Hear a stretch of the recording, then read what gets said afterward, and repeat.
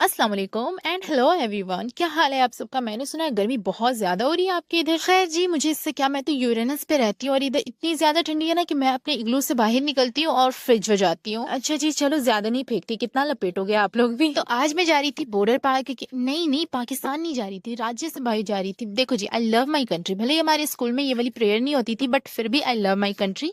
मैं जा रही थी यूपी, मतलब कि उत्तर प्रदेश। अच्छा, ये फूल ना मैंने पेट्रोल पंप से लिया था, ठीक है, बहुत सारे लगे हुए थे, मैंने बस एक ही लिया। रास्ते में ना हमें आमों का ये बागीचा दिखा था और फिर क्या भाईजान चले गए लेने के लिए।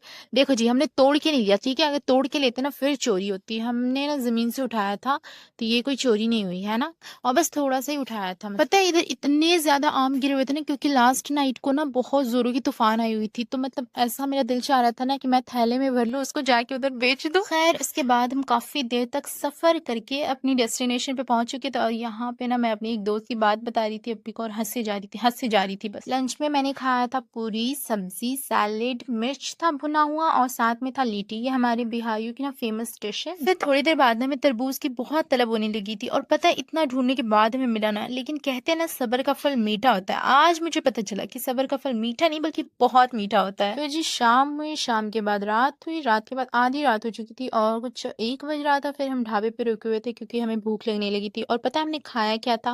अल्लाह, कितनी टिकाऊ रोटी है। इनके अकॉर्डिंग ये दाल तड़का था और गेहूं की रोटी। खैर, हमें कुछ और ही लगा, मतलब दाल के नाम पे तो मुझे समझ ही नहीं आया, और गेहूं की रोटी तो मुझे लगी नहीं, मुझे तो लग रहा था मक्के की रोटी है। लेकिन इतनी रात में तो मतलब ठीक है, अल्लाह का शुक्र है। बाकी इधर सब्जी वगैरह कुछ भी नहीं मिला था, तो हमने ये खाया था। फिर आई थिंक कुछ 2 बजे के करीब ना हम बॉर्डर के इस पार आ गए थे, मतलब कि स्टेट में अपने आ गए थे। और इधर ना मैं नाशिद सुन रही थी। देखो जी, अगर आप में से कोई सॉन्ग्स को अवॉइड करना चाहता है ना, तो आप लोग नाशिद सुनना स्टार्ट करो, ठीक है, and trust me guys, you will find more peace in that. खैर, मैं खुद में ही बिजी हो गई थी क्योंकि सामने ना कुछ जंग छिड़ी हुई थी, मुझे समझ आ नहीं रहा था, सारे ही बोले जा रहे थे। अब 2 लोग बोलते तो समझ में आता किसमें किसमें हो रहा था। ऐसा लग रहा था कि वर्ल्ड वार स्टार्ट हो गया, सभी बोलने लगे। अच्छा, फिर मैं सो गई थी और घर पहुंच के उठी थी, तो बाकी बीच का मुझे नहीं मालूम। अल्लाह हाफिज एंड बाय बाय।